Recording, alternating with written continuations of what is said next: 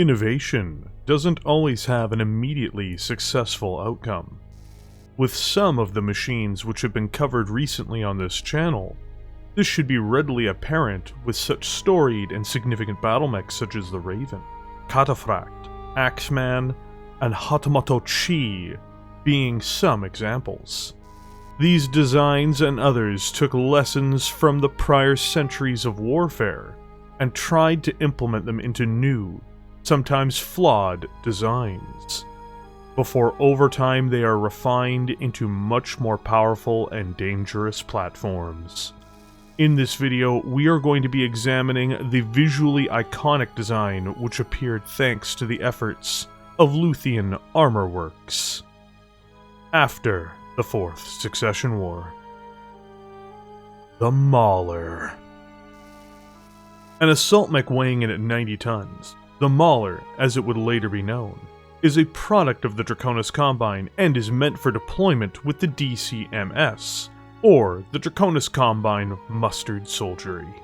It is one of the most visually recognizable machines from Battletech itself, and would be displayed prominently in outside media, both with official products such as MechWarrior 2 Mercenaries, Mech Commander, and the Battletech cartoon, with the latter hilariously depicting it as the only inner sphere assault mech in the show for most of its run.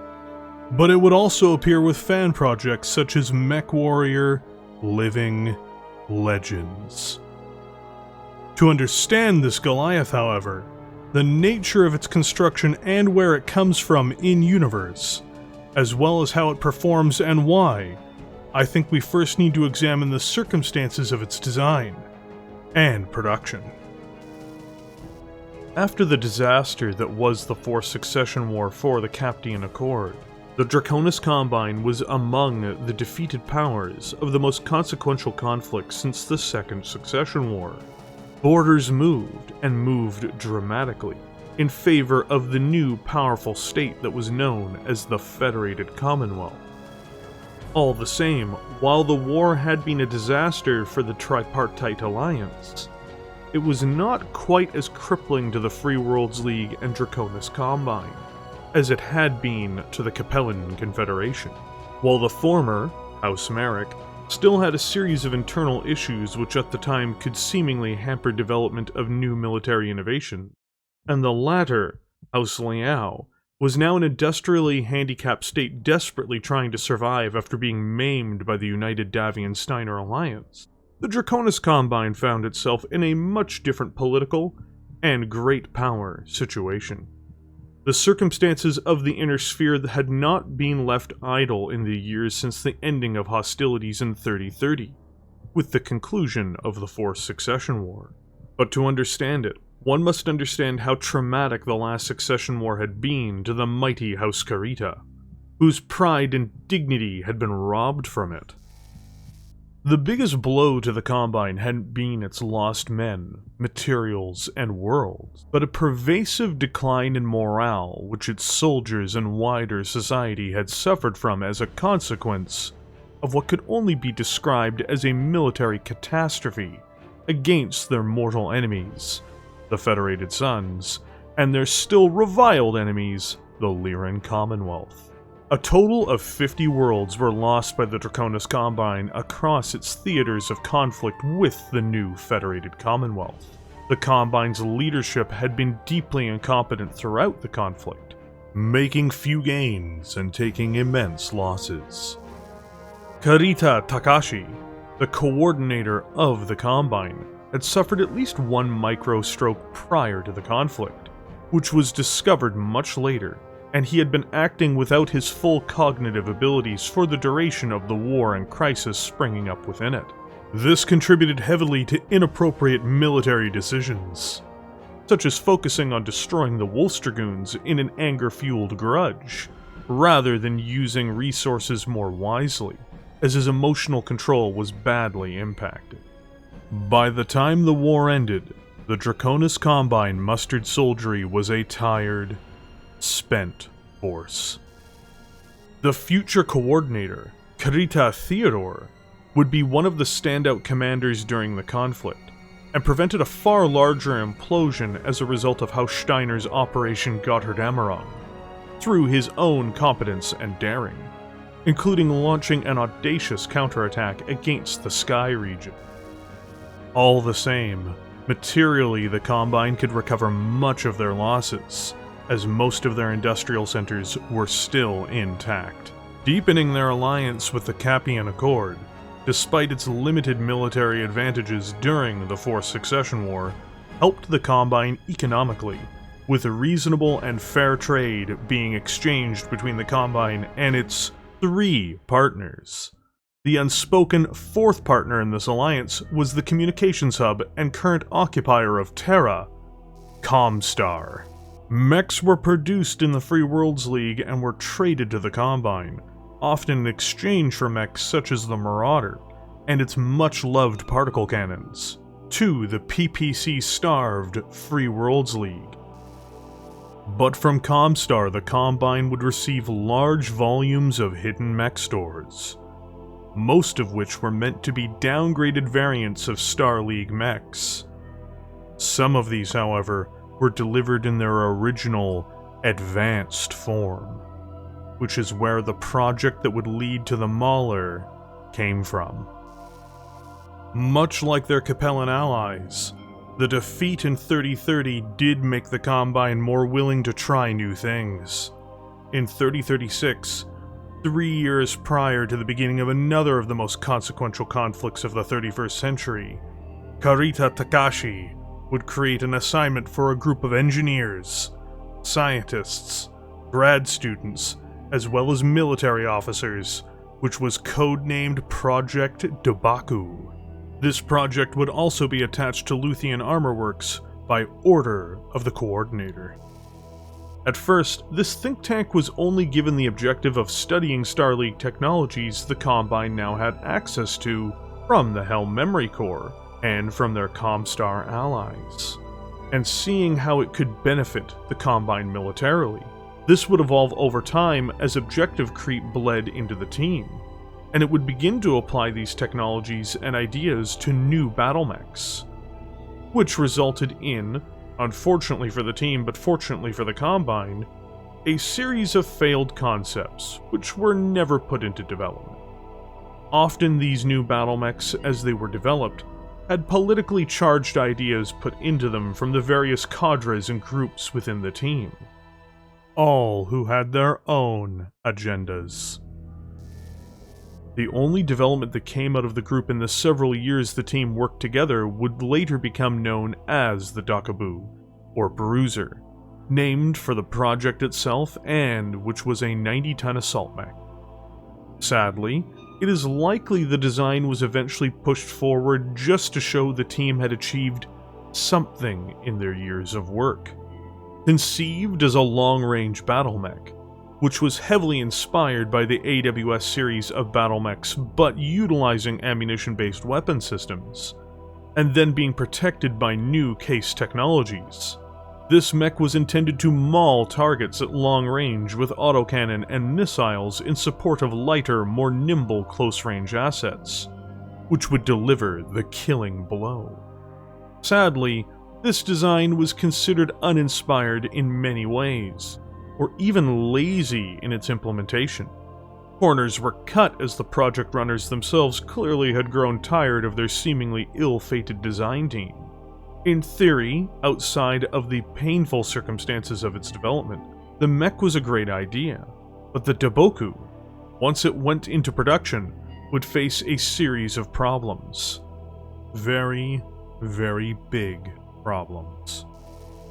Luthien Armor Works was truly the premier of the Draconis Combine's military-industrial complex, at least for mech-based assets, and at this time it was involved in what was considered to be a fantastic achievement for the Combine, which was specifically the Hatamoto Chi assault mech. This had only added to their acclaim and confidence in the firm, whereas the Chi was viewed as a great leap forward for the Combine. The Daboku, despite being a new design, was not nearly as loved or anticipated. Luthien would shoulder the burden of needing to ferry this rushed, half-assembled project to finalization, This would debut to the DCMS in 3038. The mustered soldiery, when given this new Battlemech for their consumption, met it with what could best be described as a little enthusiasm. All the same, a test order of 300 Battlemechs would be procured as a part of their initial run, and it was telling that the production line was closed down after the first 300 for retooling, and it would not be reopened for the Daboku itself. The first pilots of what was presented as a brilliant new, extraordinarily heavily armed assault mech were left wanting in their reports while test piloting the Daboku. It often would get several pages worth of errors and problems with the Battlemech, most of which were even down to basic technical level problems, sometimes covering even the most basic elements of standards Battlemechs were expected to have. While some LAW designs were considered to be high-quality, powerful mechs, the Daboku, at least at the time of its first run, proved to be a bug-riddled, half-baked mess, and one with a truly fatal flaw, which would earn it ridicule and scorn like few other mechs could possess. To go over these problems, just in terms of the most noticeable ones, starting with its weapon systems, we'll have to begin with the fact that while it was designed with the awesome in mind, including mimicking parts of its frame, it didn't take into account how very different weapons and systems may impact a similar chassis that wasn't thoroughly vetted for them. While it had space for 4 autocannons, the feed system for the ammunition was a deeply flawed attempt to fit them into the awesome-inspired chassis, resulting in frequent ammunition jams due to overcrowding of the loading mechanism. Another major flaw came with its laser-based weapon systems, which would routinely short due to overheating inside of the system itself, resulting in the absolute failure of the laser. But of all the issues, the one which plagued the Daboku more than any other element was its faulty case and ejection system. For 3038, the case was considered high technology, preventing ammunition explosions from annihilating the mech itself with these specialized protective boxes. The new war machine had a domestic replica variant of a case accidentally provided by Comstar. Luthien, along with the Daboku design team, had lazily applied the design, piece for piece, into the new chassis. The problem was case systems are universal, but they need to be tooled to each individual mech that they are installed into due to changes in the shape of the Battlemech and where sensors need to be located. This was overlooked, and resulted in an outright fatal design flaw. If the mech was struck in the lower hull's center armor line plate with enough force, typically from an autocannon or missile, it would send a ghost signal to the safety mechanisms on board. This signal implied to the mech's onboard computer system that a catastrophic ammunition explosion was taking place, which would immediately engage the bruiser's auto-eject system, sending the mech warrior within into the sky, and leaving behind his mech, which was often still functional, to the enemy. The pilot, who had just been ejected, was now unprotected, and in a disastrous war zone, with all the life-threatening risks affiliated with this.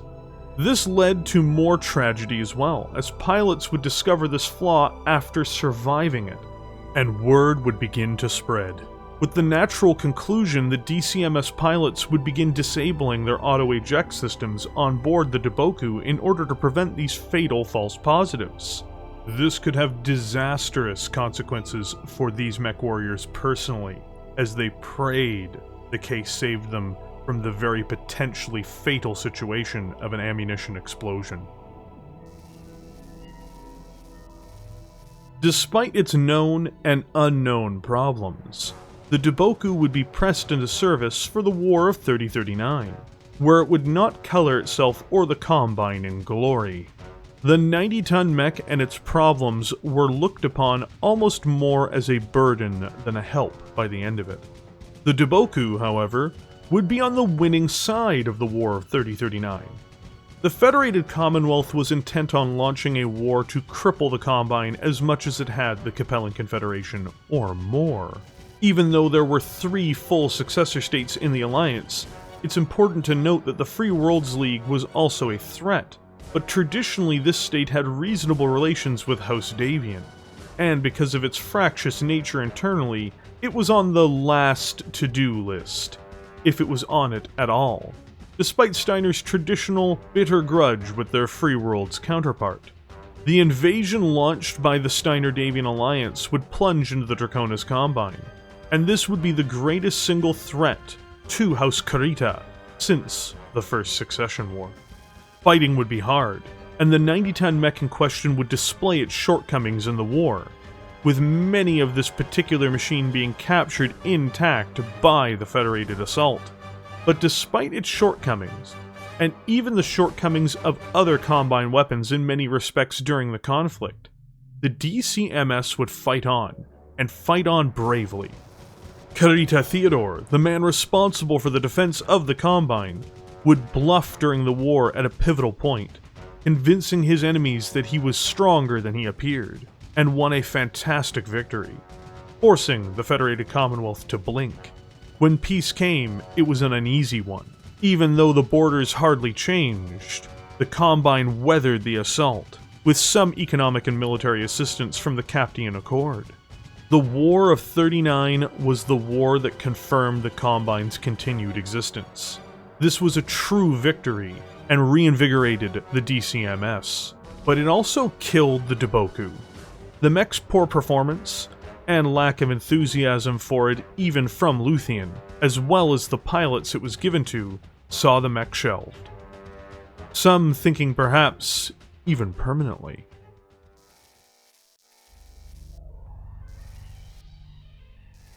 When developed, the Daboku, a long-range support mech, despite some basic technologies from Comstar and the Helm Memory Core, truly didn't utilize much advanced technologies on board. As a result, this giant only has a standard cockpit, gyro, and internal structure. Its onboard computer systems aren't particularly exciting either, as the Cypher Security Mark II communication system and Matabashi Sentinel-4 tracking and targeting systems give no quirks or bonuses to the design. Despite its interesting backstory regarding its defective lasers, autocannon feed system, and faulty ejection system, the MX-90D doesn't possess any meaningful rules around these problems, beyond suffering from the generic and terrible quirk known simply as Prototype. This means it is more likely to suffer critical hits, which is enormous, but it is not going to force a pilot to eject prematurely. This is understandable from a gameplay perspective, to make the mech more functional and playable. Beyond that, it benefits from the stabilized autocannons quirk, which means it has a reduced penalty when firing on the move. Still, the Daboku's poor reputation is not only related to its in-universe quirks, and as we break down the rest of the mech's design, I will forewarn you, it is unique in the worst ways regarding 90-ton battle mechs.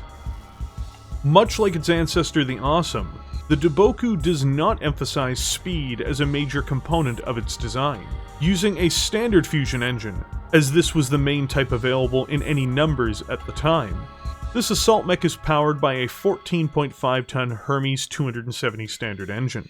This heavy engine does all it can to move this 90-ton frame which it's been installed into, but that only culminates in the MX-90D having a maximum speed of 54 km per hour, or 5 movement points in the tabletop game.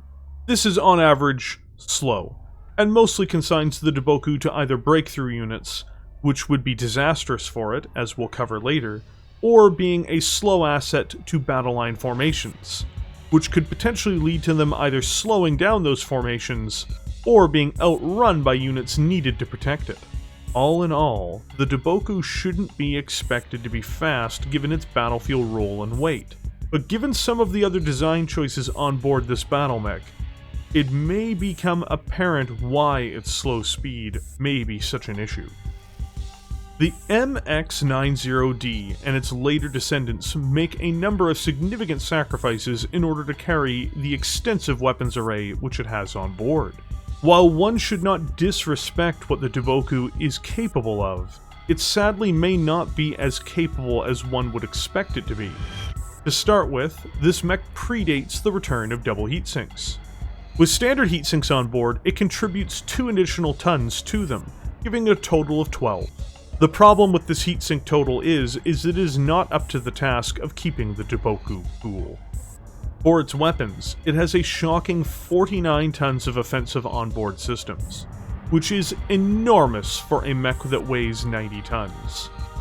Given its ammunition-centric design, the Daboku starts with a pair of Holly long-range missile 10 racks, or LRM-10s, with one mounted in each side torso. These missile systems give it a reasonable ability to support mechs indirectly, as well as to enhance some of its direct-fire systems. To back these up are 4 stabilized Imperator Smoothie 2 autocannons, with 2 mounted in each side torso, which the design invests a total of 26 tons into. These autocannons are effective to an extent against light vehicles, VTOLs, and tanks, while the Bruiser is fishing for criticals against them, but do little beyond pester most capable Battlemechs, outside of, again, fishing for through-armor critical strikes or headshots. These are harassment weapons, but they are installed onto a mech which is very slow, and may not be able to prevent, without significant help from its unit, enemy targets from closing into less than satisfactory ranges with the Daboku for its own survival.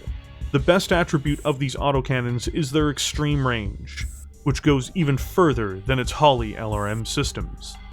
Finally, as mentioned prior, it has a pair of defective Tronel large lasers on board, with one in each arm.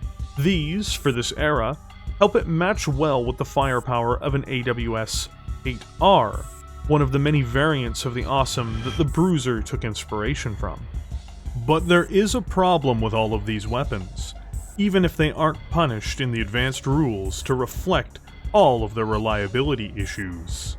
This pre-Mauler simply cannot fire its 2 main energy weapons without dipping heavily into the red of its heat budget. Beyond that, it spends an enormous amount of weight on harassment weaponry. It spends a centurion's worth of weight on weapon systems, and will find itself hard-pressed to match an AWS-8Q on the battlefield, or almost any awesome variant it fights, regardless of being an evolution of it. And this is only in the realm of firepower, for the Daboku commits another greater sin in the realm of protection.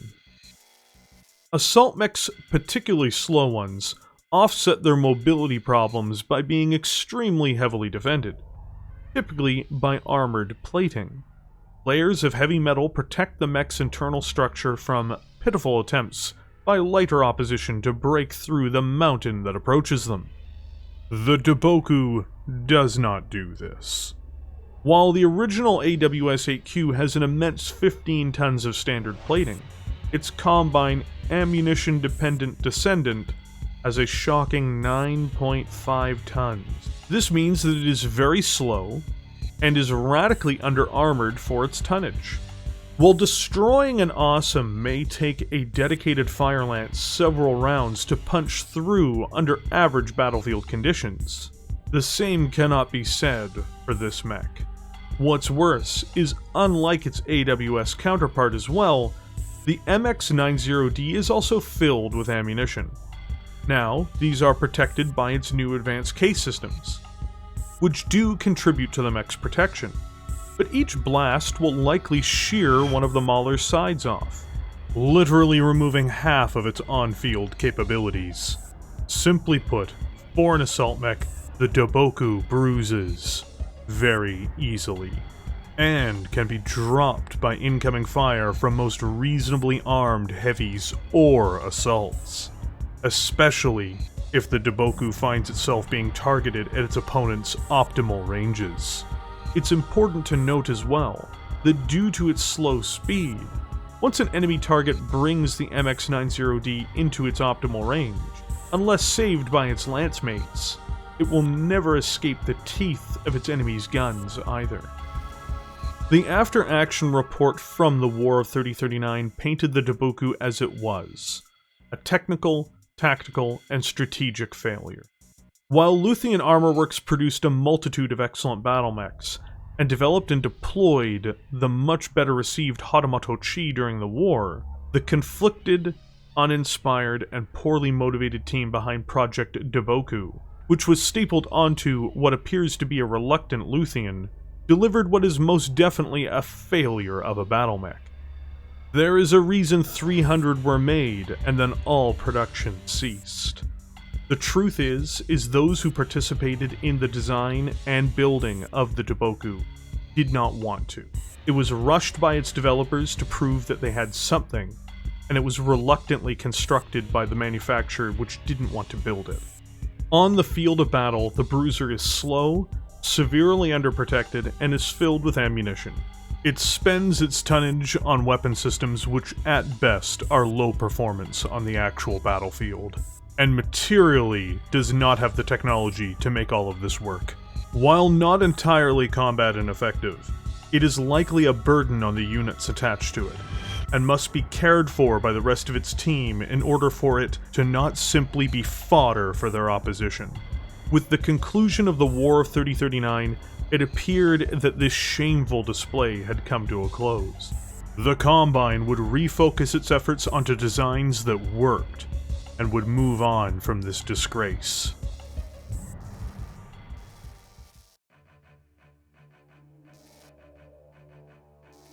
In the years that followed the War of 3039, a stalemate had appeared across the Inner Sphere, with the Draconis Combine, Free Worlds League, and Capellan Confederation economically developing, along with their silent partner Comstar working with them. They would be preparing themselves for what they felt was the inevitable. The Fifth Succession War. The Federated Commonwealth's continued goal was to dominate the Inner Sphere politically, economically, and militarily. It was the most powerful state since the fall of the Star League, and most certainly everyone else knew it. The tripartite alliance, which had stood in opposition to it, was militarily too fragmented and lacked in trust for the most part with one another. Their desperation, though, had created increased cooperation between the three entities. While war had not broken out since the upset of 3039, principally because all parties involved needed time to reorganize, the Federated Commonwealth's poor performance in the war determined that the Commonwealth had to prepare itself and its military to avoid a repeat of the candidly humiliating outcome of its failed war in 3039. But the Combine and its allies were hardly idle either. Kurita Theodore had worked hard to reform much of the Combine's military, discarding many traditional ideas the DCMS had, while trying to raise a new officer and mech warrior corps in order to meet modern standards. There was pushback, and the military had a divide appear between more traditional formations and the newer ones, or ones which had adopted this new way of operating. But there was still a high sense of anticipation as to what was to come. Tensions throughout the Inner Sphere meant that a new war, a fifth succession war, involving all four major Inner Sphere powers, could emerge. With the largest remaining powers of the Accord, the Free Worlds League and Draconis Combine, being tested in their new, reorganized, and optimized forms, against the giant that was the unified House Davion and Steiner. During these years, trade was immense for the Captian Accord. The Free Worlds League had already begun to transform itself into an industrial juggernaut, producing mechs for export to its allies. And at the same time, no one seemed to have realized that Comstar had captured the state's leadership. The Combine, in the meantime, was producing its own deluge of new Battlemech variants, refits, and newer mech designs as well, all in preparation for what they knew was on the horizon.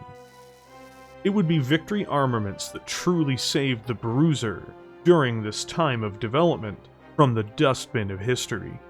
Inside of the Draconis Combine, Victory was the first major manufacturer of ER laser weaponry in the 3040s. By 3046, it was in need of a testbed to apply these systems to. Examining the mechs specifically available across a multitude of platforms, the company was sure that the best fit for their new weapon, and other technologies, at least as its first platform to exercise them on, was the Daboku. They'd reached out to Luthien Armor Works about the defunct design as a result, with a proposed number of major changes to it. Due to the size of the mech, these alterations were very much possible. With the push from the military and the coordinator to innovate, it drove the implementation of new technologies into the changing nature of warfare around them. And with enough pressure due to this, LAW would work with Victory in doing a major revision of the Daboku.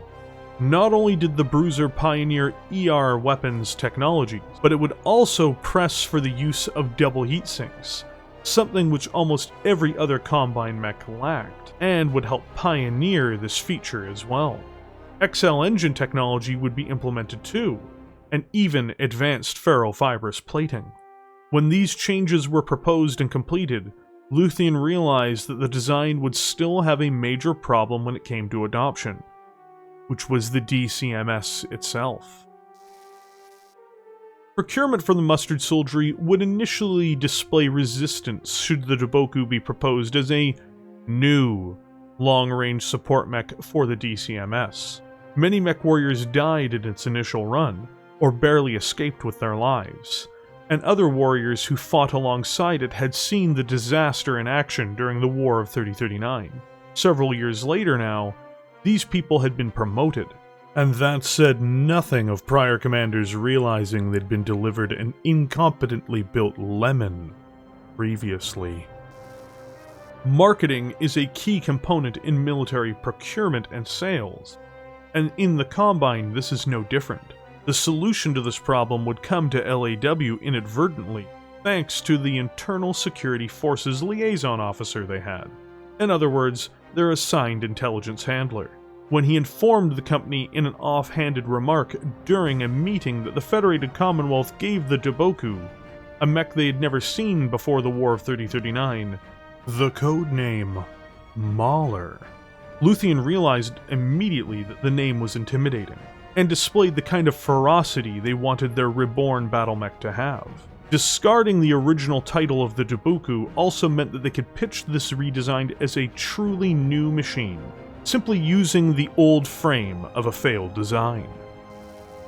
This pitch succeeded, and the Mauler not only was born from the corpse of what had been the Daboku, but it was procured once more by the military, who appeared satisfied with the changes which had taken place. One problem, which would impact many models made from 3047 through to 3051, however, was that the case flaw hadn't been fixed adequately, or at all, resulting in the same devastating ejection problems, and had the outcome of pilots turning off their Battlemech's auto-eject feature. But many of the smaller issues, balance, overheating individual systems, ammunition feed problems, and just an assortment of quality of life problems were resolved with the dramatic update, as well as just general design flaws that were corrected. The Daboku was dead, and the Mahler, the MAL-1R, was born to fight the vicious war that was to come, only it was not the Fifth Succession War. That was a war that never officially happened. The Combine's enemy would not be the Federated Commonwealth, the Oberon Confederation, the Free Rosselhaig Republic, or the Outworld Alliance.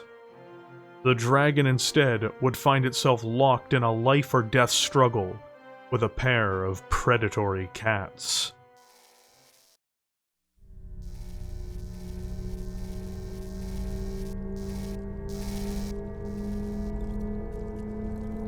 Whilst everyone waited for the new Inner-Sphere conflict to begin, with forces from the Combine mostly facing towards the Federated Commonwealth, or more accurately, the Davion border, one of the most catastrophic events in the history of the Inner-Sphere unfolded, in the form of the Clan invasion.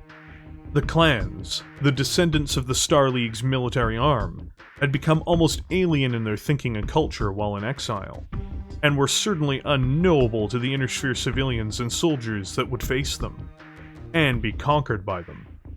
In a grim irony, as the Draconis Combine traditionally had been considered one of the most brutal and ruthless successor states, it would be their destiny to face off against the vilest of the invaders. Clan Smoke. Jaguar. The Jaguars were ruthless even by clan standards, and often defaulted to less than honorable tactics in the face of inner-sphere opposition. Even other clans could and would consider them barely within the confines of clan customs and laws.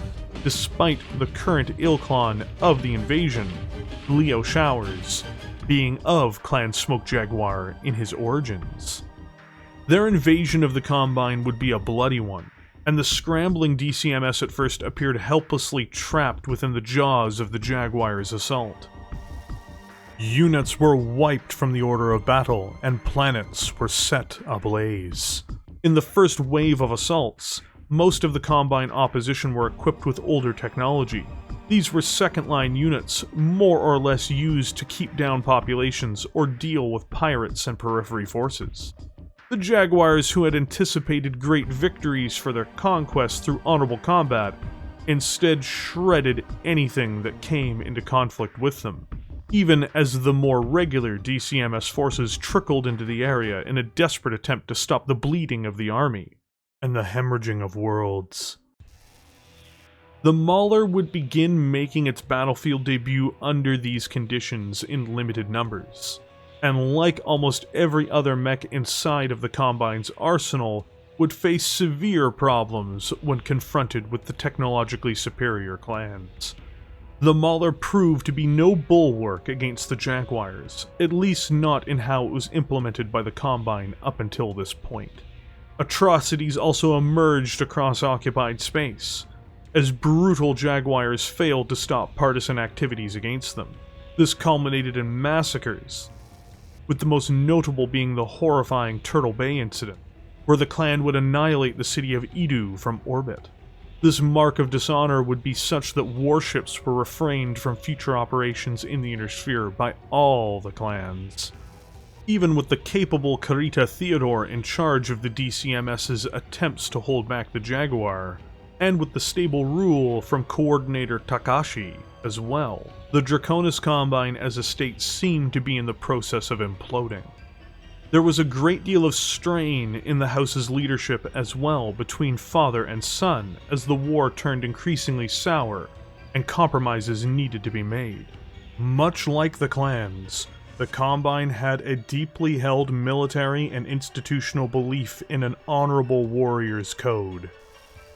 Things began to change with the victory at Walcott by Kurita Theodore over the Smoke Jaguars, and this became a rallying cry to the rest of Kuritian space, a furious bellow to display that the dragon was not yet dead, nor would it go silently into the night against their clan opposition.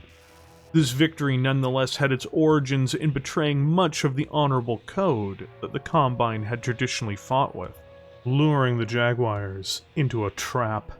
Afterwards, the Combine's defenses would stiffen across their new frontier. The lines on the stellar map would begin to straighten, and the best-equipped units from the Combine began to make their presence known, many of which fielded advanced Battlemech designs such as the Hatamoto Chi and Mauler, as well as advanced refits of legendary assault mechs such as the AS-7K Atlas. After a brief reprieve, the war ground on, and worse yet, another clan joined in opposition against the Combine, Clan Novacat. Circumstances would go on to create the most consequential battle of the Draconis Combine during the clan invasion, and perhaps its history up until that point. That would be the Battle of Luthien, the capital world, the most important military, development, and industrial hub in the entirety of the besieged successor state. This is in fact the very planet that helped produce the Mahler as well. Kurita Takashi would directly involve himself, challenging his son when forces under the sway of House Davion were deployed into the theater. On Luthien, no less.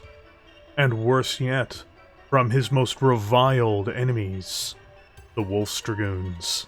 He considered their involvement the peak of dishonor for the state, and the situation seemed prepared to break down, had it not been for Theodore using all of his own credibility to force his father to back down. On January 4th, 3052, the beginning of the Smoke Jaguar and Novacat joint operation, named Dragon Slayer, would launch. The battle would rage for 2 days on the surface of the Combine capital.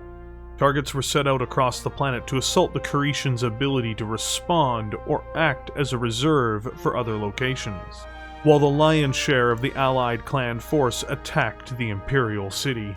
Enormous numbers of mechs were deployed from the best forces which the Draconis Combine had to offer, as well as the Wolf's Dragoons and Kellhounds.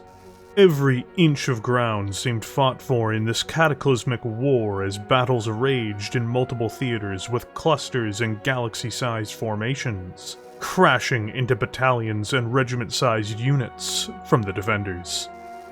Clan Smoke Jaguar and Clan Novacat were strong, displaying their full might. To their horror, the Draconis Combine and their allies were stronger. When defeat came to Smoke Jaguar and Novacat on Luthien, it was a crippling blow to the two of them. Theodore was vindicated, and both he and his father Takashi, as well as the whole of the Draconis Combine's mustered soldiery, Wolf's Dragoons, and Kellhounds, stood tall in their complete but costly victory over Clan Smoke Jaguar. The defeat at Luthien was not only a blow against the clans, but truthfully represented the furthest extent of what the Jaguars could marshal, and would be the first of several key defeats that would inevitably lead to not only the Jaguars' military defeat in the Inner Sphere, but the annihilation of Smoke Jaguar altogether. With regular and elite forces of the mustered soldiery present, the Mauler would have seen action in every major theater of battle on Luthien, including the shocking and climactic battle in the Keidu-Guchi Valley, one of the largest mech battles of the war, with 12 DCMS and Combine-affiliated regiments squaring off against 5 full clan galaxies. This climactic battle was a crushing defeat for the two clans set on destroying the dragon, and in many senses it broke the back of the Jaguars not just in their campaign for the Combine, but well beyond. No one mech makes all the difference in most wars, but it can be most assured that despite its flaws, the Mauler's long-range autocannons and LRMs would have made its presence known, much to the frustration of their clan counterparts as they were picked apart in these engagements. On Luthien, the Mauler was a component of what allowed the dragon to win. It, along with its brave mech warriors and other forces, is one of the factors behind the clans being stopped dead on their feet.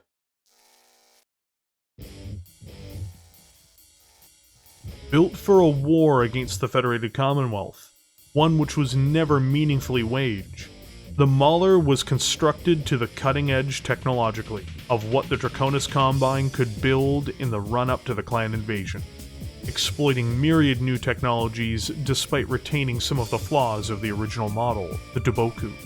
Even so, none of these advanced technologies do much in regards to its internal structure, gyro, or cockpit. Its onboard electronic systems did see a slight overhaul, with it retaining the Cypher Security Plus Mark II, but upgrading its targeting and tracking system to a much more modern Matabashi Super Sentinel system. These configurations, though, do not confer the Mahler any quirks or bonuses on the tabletop. In regards to quirks, the MAL-1R only has the stabilized autocannon's quirk that its predecessor had. However, it does lose the prototype quirk, thankfully. Where things begin to diverge for the Mahler from the Bruiser is the kind of engine technologies it has installed. While it still runs at a maximum speed of 54 km per hour, it does save weight with an installation of an upgraded Hermes 270 XL Fusion engine. This upgrade reduces the power plant's weight to 7.5 tons, but makes the MAL-1R vulnerable to engine hits, or engine destruction, should one of its side torsos be destroyed or compromised. Beyond this change, the Mahler has the same movement and role as its predecessor, though does fit better into breakthrough or other assault formations due to major overhauls of the design. One of the biggest changes to the Mauler, and one of the greatest innovations to appear in mechs from this era, though unfortunately was a rarity in the Draconis Combine, is the use of double heatsinks in inner sphere battlemechs. The Mauler benefits enormously from this, even if it still has significant heat-related issues built into the design. It has 11 double heatsinks in total, providing it with the ability to cool 22 points of heat every turn. For its primary weapons, the initial reason for the mech's resurrection is a pair of Victory Nickel Alloy Extended Range Large Lasers, with one mounted in each arm. These extended range systems are the main non-ammunition weapon on board, and deliver moderate damage for a large heat total, but they do have impressive reach for this era, even if it is perhaps a poor balance between its heat to viable firepower ratio. The real problem is it cannot fire both of its ER large lasers without overheating the mech, despite its double heatsinks. This leaves the Mauler in a similar position as the Daboku, meaning it has to rely principally on its secondary weapon sets. First, it equips a pair of Shogunga long-range missile 15 racks, with 2 tons of ammunition each. One, along with its ammunition complement, is mounted into each side torso. These are enhancements over the previous LRM-10 racks, and include more ammunition. In essence, they hit harder, and for longer, doing scatter damage on targets at a distance. It retains its 4 Imperator autocannon 2s as well, and continues benefiting from stabilization in the advanced rules. These still perform the same role, harassing mechs at long range and picking off vehicles when possible. In total, the Mauler still has the same problems as its predecessor.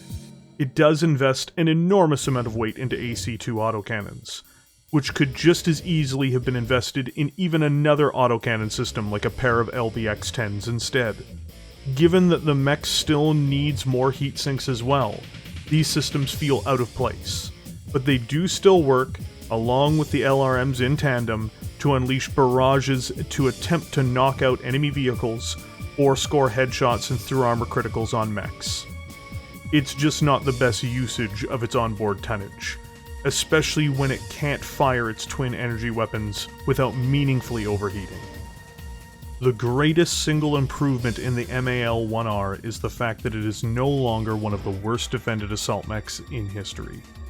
Its fragile exterior has been reinforced, significantly so, with new technology and additional tonnage being invested into the realm of defense. Discarding the 9.5 tons of standard plating, this would be replaced with 11.5 tons of new, advanced ferrofibrous plating. This upgrades the Mauler's protection from 152 points of armor to a far more respectable 206 points. I must reiterate the scale of this upgrade, and it gives it at least close to a respectable total of defense for a mech of this weight class, even if it isn't extraordinary. At the very least, it won't be destroyed the second a peer opponent gets into optimal range against it. It, of course, still benefits from its case system, but the mech will be made inoperable under most ammunition explosion conditions, due to its XL engine, but the pilot has an increased chance of survival. The Mauler is a clear upgrade over the original, even if it is somewhat a flawed design, still investing enormously in a very limited system like the AC-2. Despite having an XL engine, it is more survivable than its predecessor. It is more armored, though it still retains some of the heat problems of the original design despite advanced technologies. The Mauler, while descending from a truly terrible mech, is not nearly as bad. It can serve well on the battlefield when matched with the appropriate force, but it is still a deeply flawed machine due to some of the design choices behind it. Still, some of these flaws are offset by the fact that it is a dedicated long-range support mech, and also has major reserves of ammunition to keep the fight going sustainably over a long battle, or several shorter ones. All the same, these mechs were produced in enormous numbers during the 3040s and 3050s. The Mauler is a part of the DCMS in a very real way since its debut during the Clan invasion. The MAL-1R, in fact, would continue to serve in the Draconis Combine for decades, while slowly being phased out for newer, more dangerous models for newer, more destructive wars.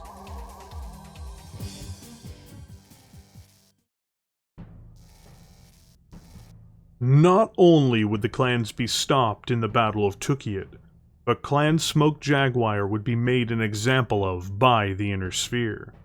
It'd taken an enormous portion of the Draconis Combine's territories, and these would be liberated after the formation of the new Star League, one formed by the houses to defeat the clans.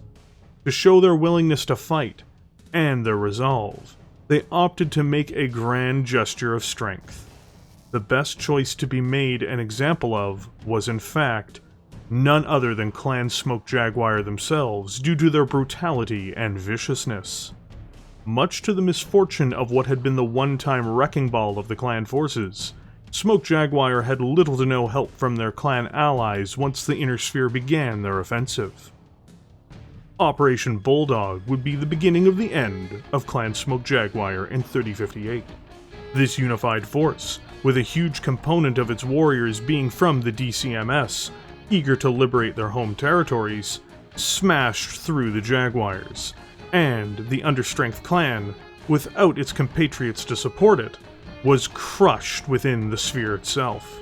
Another operation happened at the same time, Operation Serpent, with the Inner Sphere launching an immense effort to the clan homeworlds to destroy Clan Smoke Jaguar in the very heart of clan space, on Huntress, their home planet. This too would be successful. The death of Clan Smoke Jaguar, the true death of it, is something which symbolizes the Inner Sphere overcoming the invaders from beyond, and destroying the most villainous of them. It was the final victory of the Dragon as well, overwhelming and overtaking the Jaguar which had sought the death of the Combine. As mentioned prior, regardless of its shortcomings, the Mauler played a sizable role in the eventual hard-fought victory over the clans, and more specifically over clans Novacat and Smoke Jaguar. Its role within the DCMS would be solidified through the war, and its production would be almost guaranteed, despite the issues that still existed with the design as a whole. New variants would be proposed, and be put in production by LAW, to better reflect its place within the DCMS in a now ever-changing battlefield, and to tackle new threats which were beginning to emerge with the cessation of major hostilities between the clans and the Inner Sphere. Though the Combine would be dragged into some level of hostilities of the FedCom Civil War, in both its engagements over the Lyran Thumb as well as the fighting that spilled over as a result of it, it would not be a major belligerent overall in the mess that conflict was. All the same, during the Civil War, a new Mahler variant would appear, and it would be one which would continue to be in service all the way into the Ilclan era. Two designs would emerge during the FedCom Civil War era. One would be the MAL-C, though it is functionally extraordinarily similar to the MAL-1R, just making compromises to install a C3 master unit. The other would be the MAL-3R, which is a major change to the overall configuration of the Mauler itself. While maintaining its original internal structure, XL engine, gyro, and cockpit, major changes would be made to the design otherwise, particularly in the realm of offensive systems and defense, so much so that it shifts how the Mauler operates in very real ways. It does, to start with, install a C3 slave, making it very much viable to be deployed with the MAL-C or other C3 master units, creating the network to benefit their mutual targeting. The other major feature change is that the MAL-3R has jump jets on board.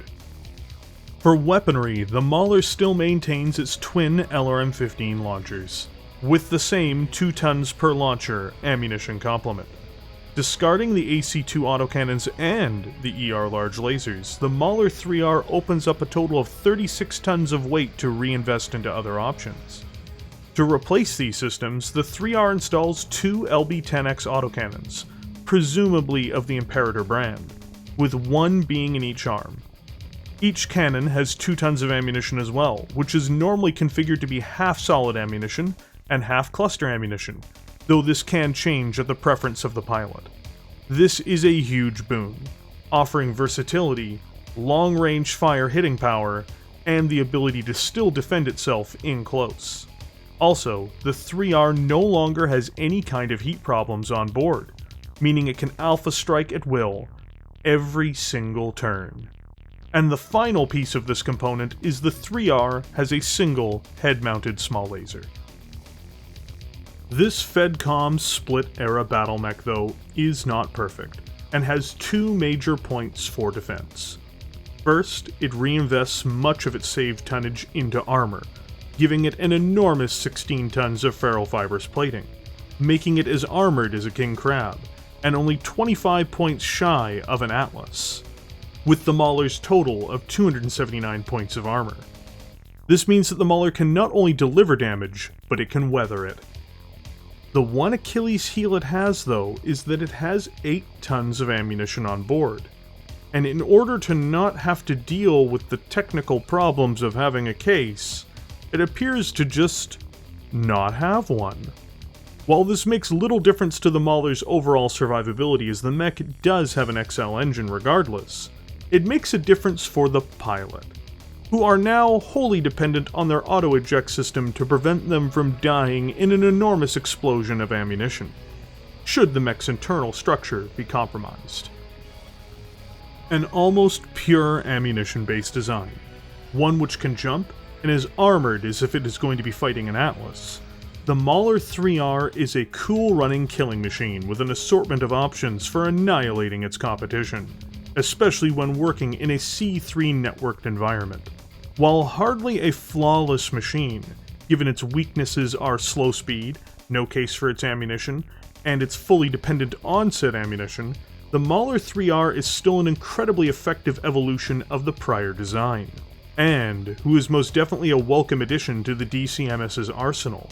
It discards what made the Mauler less effective, in order to make it stronger. What more could one ask for? With the end of the Federated Commonwealth Civil War, two states emerged, badly maimed and broken. With the defeat of the clans, the new Star League had also seemingly outlived its usefulness to many of the leaders in the Inner Sphere. With the passing of the Commonwealth, passed the time for this institution as well.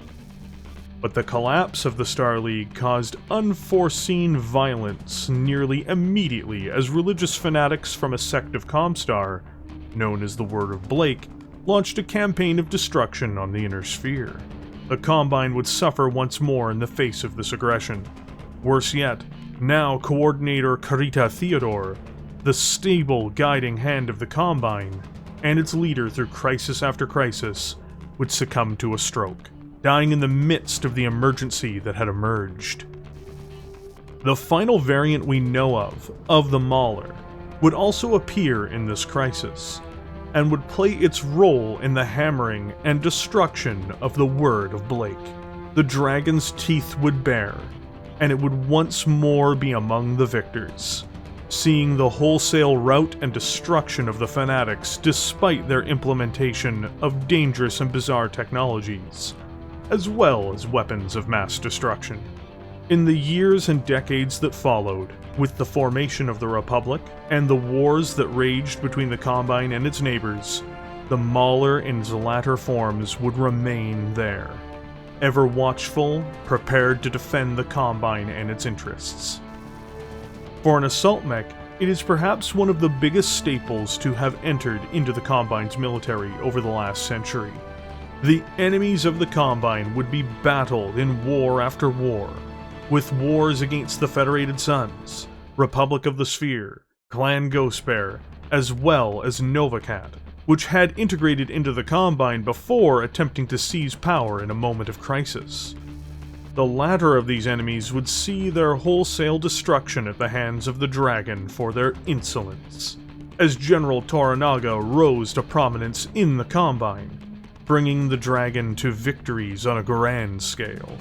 The Mauler would be present in Toranaga's campaign into House Davion, And this 90-ton Goliath would not only be with the first Combine mechs to step onto the soil of New Avalon, capital of the Federated Suns.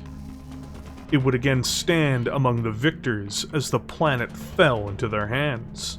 Now, the MAL-3R and the newer MAL-1K stand prepared to defend the Dragon's honor in what appears to be a desperate, hard-fought last stand to hold on to the Combine's gains, fighting under the banner of Kurita Yori, and, of course, of General Toranaga. The latest variant of the Mauler currently displayed to us is the MAL-1K, which would debut during the Blakist campaign against the former members of the Star League for disrupting their idealized vision of humanity. This Battlemech carries much more in common with the original MAL-1R, but attempts to modernize and advance the design to the best of its ability, though this does seem to make it more of a mid-range fighter rather than a true long-range support mech due to the specific changes in the weapon systems. Its internal structure, XL engine, and heatsink totals are all directly in step with the 1R, though it does possess 1 more ton of armor, making it protected by 12.5 tons of ferrofibrous rather than 11.5.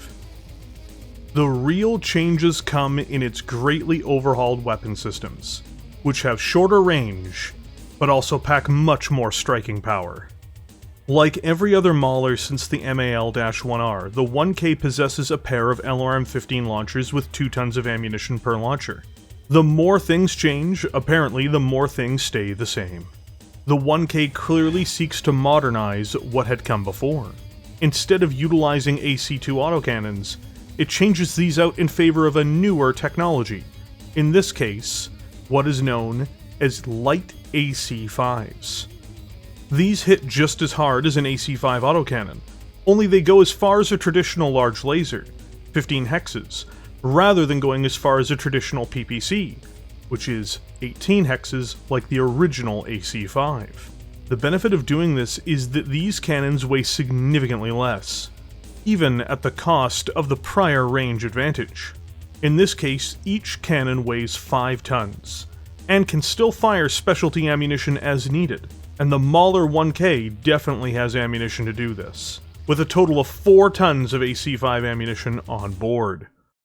Next, and more lethally, it replaces out its ER large laser systems, and instead installs a new energy weapon for the time, the terrifying Snub-Nose PPC. These hit just as hard as traditional PPCs, but go around 15 hexes. But they have no minimum range penalty like their ancestor. Combining the 4 autocannons together with the twin PPCs is a lethal combination, and its heat system will only be slightly overburdened for doing so.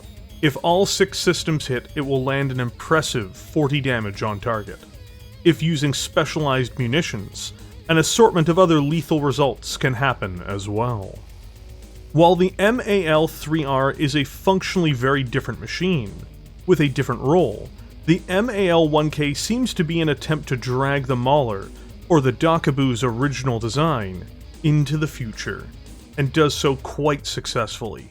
More armored, more heavily gunned, and with better heat management, the only thing the 1K lacks in is that its range is more limited. But regardless, on average this will still yield better results for it overall.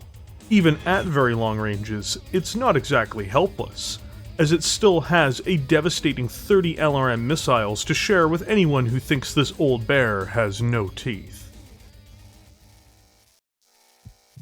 The Mauler is a battlemech which ages like a fine wine.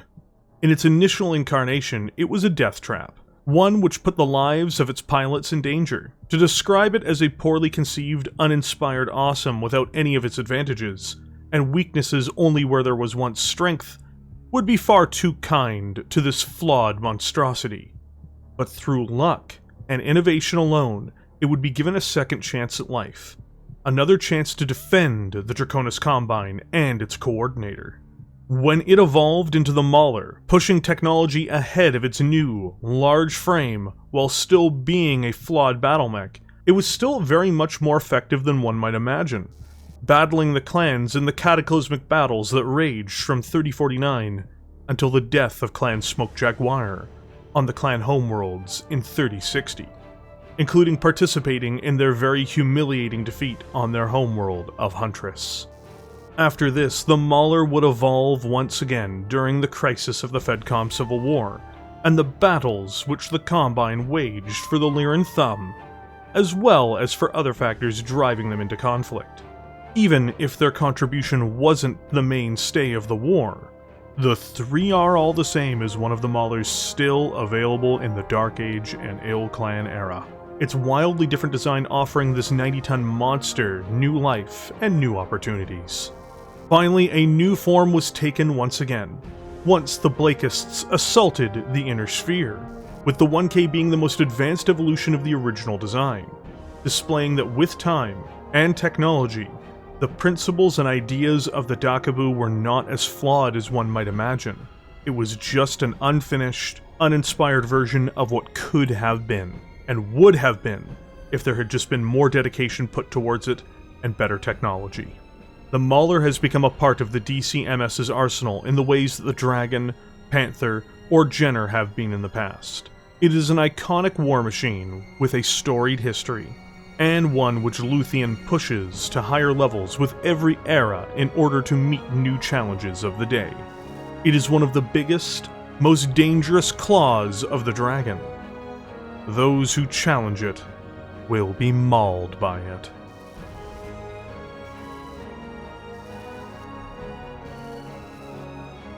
The summer grass is all that remains of a soldier's dreams. The summer grass, the splendid dreams of samurai warriors.